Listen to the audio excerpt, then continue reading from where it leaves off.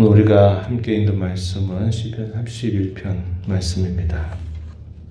내용을 보게 되면 애가의 성격을 가지고 있다, 이렇게 우리가 이해할 수 있을 것입니다. 자신이 처해져 있는 공경 속에서 하나님의 도우심을 간절하게 구하는 간구, 그리고 하나님을 향한 찬양, 그리고는 다른 성도들을 향한 독려와 초대, 이것이 오늘 우리가 이 시편 속에서도 잘 표현되고 있음을 보게 됩니다. 우리가 다윗의 모습을 볼 때 그의 삶이 하나님 마음이 합한 자다라는 그런 내용들을 우리가 잘 알고 있어요. 그리고 그가 외적으로 드러난 여러 가지 모습들을 우리가 보게 되면 참 부족함이 없고 참 완전한 사람 같고 하는 그런 모습들을 우리가 생각하기 쉬운데, 이 시편의 내용들을 보게 되면 그가 얼마나 많은 그 마음의 여러 범민들, 또 근심이나 고통, 또 대적자들이 자신에 대하여 어떠한 마음을 갖고 있는지, 이런 것들이 아주 자세하게 기록이 되어 있음을 보게 됩니다. 내면적으로 당하는 많은 시련과 이런 어려움들, 이런 것들이 자신에게는 연단이 되고 자신에게는 훈련이 되어서 그가 삶을 통해서 드러내는 그의 모습은 하나님 마음이 합한 자로서 그의 삶을 드러내고 있고, 여전히 모든 하나님의 백성들에게 이 다윗은 존경받는 신앙의 선배가 되고 있다는 것을 보게 됩니다. 그만큼 하나님 앞에서 자기 자신의 모습을 돌아보고 자기가 처해져 있는 그 상황에 대하여 아주 하나님 앞에 간절하게 매달리고 기도하는 그런 많은 시간들이 그에게 있었다 하는 것을 우리가 보게 되는 것입니다. 이러한 내용들을 보면서 우리가 이 땅에 살아가면서 우리도 여러 가지 많은 일들을 겪으면서 또 우리 마음의 고통, 우리가 겪는 고민이라든지 근심이나 걱정들, 또 대적들이 쓰러지기를 바라는 여러 가지 그런 영적인 전투, 이런 것들이 우리에게 있는 것은 당연한 일이다, 이런 생각을 우리가 하면서 그런 일 속에서 우리가 어떻게 그런 어려움들을 이겨 나가야 될까 하는 것이 우리에게 주어진 중요한 자세라는 것을 배우게 됩니다. 우리 사람이 연약하잖아요. 그래서 연약하기 때문에 내가 하나님 앞에 어떤 일들을 당하게 되거나 만나게 될 때 나는 아무런 문제가 없고 나는 아무런 죄가 없다, 이렇게 말할 사람은 아무도 없어요. 욥의 이야기 잘 아시죠? 욥이 갑작스럽게 말할 수 없는 고난을 당하게 된 일은 전혀 생각지 못했던 일들이었습니다. 그리고 그 시작은 욥의 죄로 인하여 시작된 것이 아니고 사탄이 하나님 앞에 호소하는 그 일 때문에 그런 일이 시작이 됩니다. 그러나 그런 일들이 일단 한번 벌어지고 나면 어떤 모습이 드러나느냐, 그 마음속에 있는 깊은 것들, 그런 것들이 드러납니다. 이와 같이 우리가 어떤 어려운 일을 만나게 되면 우리도 단순히 나는 아무런 문제가 없고 나는 하나님 앞에 깨끗하고 흠이 없는데 어떤 일들이 생겼다, 이렇게 말할 수 없는 겁니다. 오늘 우리가 읽어가는 이 시편 31편에서도 다윗이 처해져 있는 이런 상황들이 자기 자신의 죄도 거기서 드러나고 그 죄로 인해서 그의 심령의 고통이 표현되기도 하고 심지어는 그것이 육체적인 고통으로 나타나기도 합니다. 또한 대적자들은 그것을 보고 공격하고 조롱을 하는 그런 내용들이 복합적으로 나타나고 있다 하는 것을 우리가 볼 수 있어요. 9절로 먼저 한번 가보실까요? 본문 9절 말씀 가서 보시면 이렇게 말합니다. 여호와여, 내가 고통 중에 있사오니 내게 은혜를 베푸소서. 내가 근심 때문에 눈과 영혼과 몸이 쇠하였나이다, 이렇게 말합니다. 고통 중에 있다. 그리고 근심 때문에 눈과 영혼과 몸이 쇠였다. 이렇게 하나님 앞에 고백하죠. 또 10절을 보세요. 내 일생을 슬픔으로 보내며 나의 연수를 탄식으로 보내며 내 기력이 나의 죄악 때문에 약하여지며 나의 뼈가 쇠하도소이다. 이렇게 말합니다. 고통, 근심, 눈과 영혼과 몸의 쇠함, 또 슬픔으로 일생을 보내고 탄식 속에서 보낸다. 이렇게 말하고 자신의 기력이 죄악으로 인하여서 약해지고 자신의 뼈가 쇠하였습니다. 이렇게 말합니다. 그래서 여기 보게 되면 자기 개인과 관계에서 하나님 앞에 내 처지가 이러이러합니다. 이렇게 고백하는데 그런 고백 속에서는 난 아무런 흠이 없고 완전한데 이런 일이 닥쳤습니다. 라는 고백이 아니라 그런 일 속에서 자신의 죄를 보고 자신의 연약함을 고백하고 있다 한 것입니다. 또 이어지는 말씀을 한번 보시면은 그런 다윗의 모습이 대적자들이 또 어떻게 이 다윗을 보고 있는가 소개해 줍니다. 11절 보시면 내가 모든 대적들 때문에 욕을 당하고 내 이웃에게서는 심히 당하니 내 친구가 놀라고 길에서 보는 자가 나를 피합니다. 이렇게 고백하죠. 12절에 내가 잊어버린 바 됨이 죽은 자를 마음에 두지 아니함 같고 사람들의 관심거리 바깥으로 됐다는 거죠. 깨진 그릇과 같습니다. 버려지고 필요 없다고 사람들의 관심에 사라져버리는 그런 아주 외롭고 고통스러운 처지, 이것을 깨진 그릇 이렇게 비유적으로 설명했습니다. 13절에 보면 내가 무리의 비방을 들었으므로 사망이 두려움으로 감사였습니다. 나를 치려고 함께 의논할 때 내 생명을 빼앗기로 피하였습니다. 이렇게 고백하죠. 그래서 9절과 10절 말씀에서는 자기 자신 스스로의 어떤 상태, 육체적으로 그의 심령으로 그의 영혼으로 겪는 고통, 슬픔 이것을 표현했고 11절부터 13절 내용에서는 대적자들이 자기를 죽이려고 자기를 공격하려고 하는 모습들, 사람들은 자기의 관심거리 바깥에서 더 이상 아무런 필요 가치가 없다 생각하는 그러한 상황들, 이런 것들이 복합적으로 나타나고 있음을 고백해 주고 있습니다. 이러한 복합적인 상황 속에서 성도가 해야 되는 일, 할 수 있는 일, 그것은 하나님 앞에 간절하게 간구를 올리는 것입니다. 그럴 때 이 다윗이 어디에 간절하게 근거하여 호소하는가 하는 것을 우리가 살펴보게 되는데요. 1절 하반절 한번 보십시오. 1절 하반절 보면 주의 공의로 나를 건지소서. 공의라는 말은 번역이 잘못됐습니다. 여기서 주의 의로 나를 건지소서 이렇게 말합니다.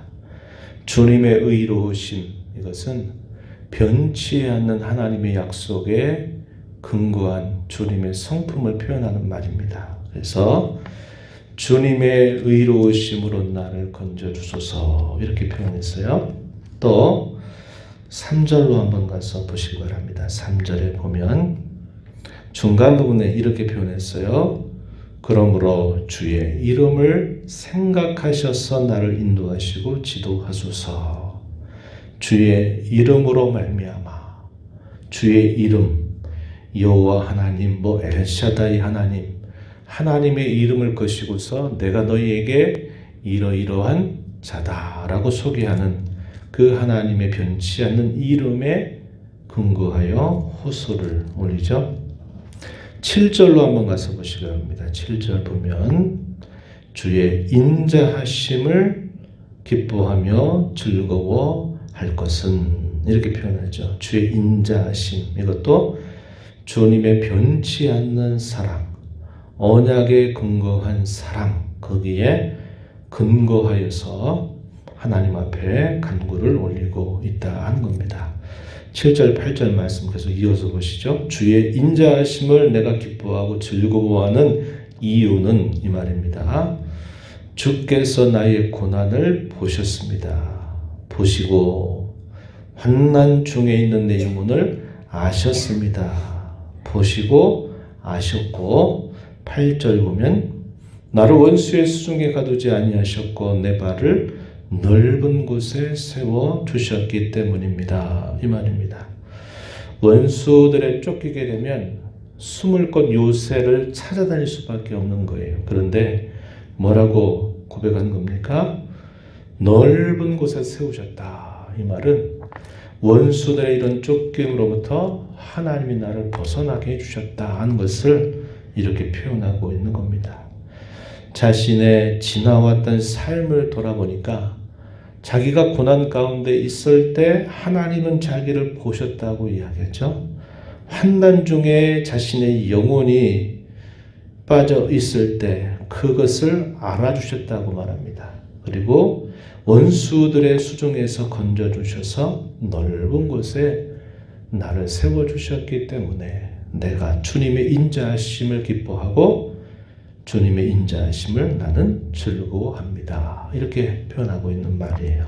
그래서 주의 인자하심에 호소하고 있음을 보게 되죠.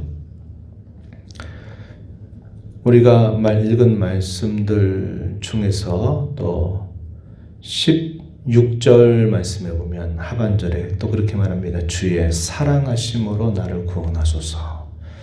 주의 인자하심, 사랑하심 비슷한 표현을 하고 있는 말이 됩니다.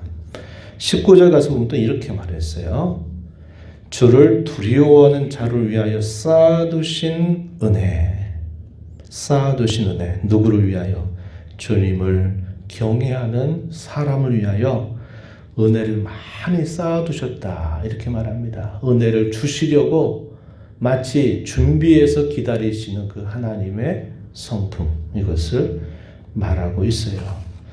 자신이 처해져 있는 여러 상태, 복합적인 상태, 자기 자신의 근거에서 하나님 앞에 도와달라고, 건져달라고 기도하는 게 아니라 오직 하나님이 누구이신가, 하나님의 약속에 근거하고 하나님의 변치 않는 그분의 성품에 호소하여서 하나님 때문에 주의 이름을 위해서, 주의 이름으로 인하여서 주님의 인자하심을 인하여서 주께서 자기 백성에게 쌓아두신 그 은혜를 인하여서 하나님 나를 건져 주세요. 원수의 손으로부터 나를 벗어나게 해주세요. 이렇게 하나님 앞에 간구를 올리고 있다 하는 것입니다. 이것이 오늘 우리가 하나님 앞에 기도할 때도 아주 중요한 기도의 근거가 된다는 것을 우리는 기억해야 합니다. 그래서 나 자신으로서는 벌받아 마땅하고 나 자신으로서는 아무런 근거가 없지만 우리 하나님이 누구이신가 하는 것을 생각하고 묵상하면서 회복을 구하고 은혜를 구하는 그런 신앙의 자세가 우리에게 요구됨을 잘 가르쳐 주고 있습니다. 이렇게 간구하는 그의 모습은 결국 하나님의 구원을 경험하고 회복을 확신하게 되고 그리고 더 나아가서는 찬송으로 변화되게 되는 것을 보여줍니다. 21절 가서 보면 여호와를 찬송할지어다 견고한 성에서 그의 놀라운 사랑을 내게 보이셨음이로다 이렇게 말합니다. 그리고 마지막 2절 가서 보면 이렇게 말하죠. 너희 모든 성도들아 여호와를 사랑하라. 24절에 여호와를 바라는 너희들아 강하고 담대하라 이렇게 말합니다. 자기 자신의 그 경험 또 하나님께서 자신에게 베푸신 그 은혜 그것을 기억하면서 이제는 다른 이들을 독려하고 다른 이들을 초대해서 이런 일을 만나거들랑 나와 같이 이렇게 하여서 하나님의 은혜를 경험해라. 하나님의 구원을 경험해라. 이렇게 초대하는 것으로 이 기도를 마치게 되고 있음을 우리가 보게 되는 것입니다. 오늘 이 말씀을 보면서 우리는 어떤 일을 만나든지 간에 하나님 앞에 서야 될 사람들이다. 하나님을 찾아야 될 사람들이다. 그것이 때로 우리의 죄와 허물 때문에 당하는 어려움일지라도 부끄러워하지 말고 우리는 하나님 앞에 구해야 될 자들이다. 구할 때는 우리 자신을 스스로 근거해서가 아니라 하나님이 누구이신가, 하나님이 어떠한 약속을 주셨는가를 붙들고서 하나님 앞에 간절하게 은혜를 구할 것이다. 그러한 자들에게 하나님은 감사와 찬송으로 바꿔주시고 구원과 회복의 은혜를 베풀어 주신다. 이것을 오늘 우리가 이 시편을 통해서 배우게 되는 것입니다.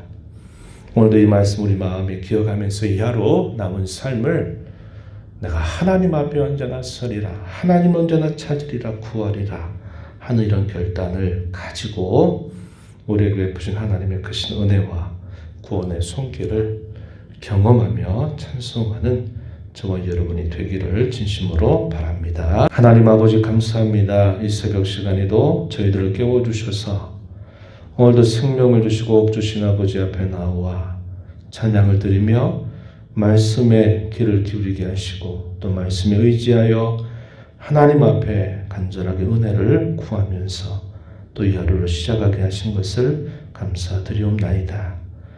다윗의 외적으로 드러난 모습은 부족함이 없는 사람처럼 보이고 또 하나님이 말씀하신 것처럼 내 마음에 합한 자라 하신 만큼 그는 하나님 앞에 참 귀한 삶을 살았습니다. 그러나 그가 하나님 앞에 얼마나 처절하게 그의 마음을 아뢰고 호소하고 하나님께 말씀드리며 많은 슬픔과 또는 번민 그런 가운데서 그가 하나님 앞에 단련된 자가 되었는가 하는 것을 저희가 기억합니다. 저희는 어떤 일들을 만나게 되든지 하나님을 찾아야 될 사람이고 하나님께 호소해야 될 사람이고 하나님의 은혜를 간절하게 구해야 될 사람임을 잊지 말게 하여 주셔서 늘 저에게 약속하신 하나님이 누구이시며 저에게 하나님께서 무엇을 약속하셨는지를 늘 붙들고서 믿음으로 의지하여 간구하여 구원과 회복을 경험할 뿐만 아니라 감사와 찬송으로 하나님께 영광을 돌리는 저희들의 삶이 되게 해주시기를 간절히 바라옵나이다. 주님을 사랑하고 주께 마음에 손을 두고 주 앞에 나온 모든 심령들을 용납하시고 간구의 길을 기울여 주시고 응답해 주시기를 바라며 예수님 이름으로 기도하옵나이다. 아멘.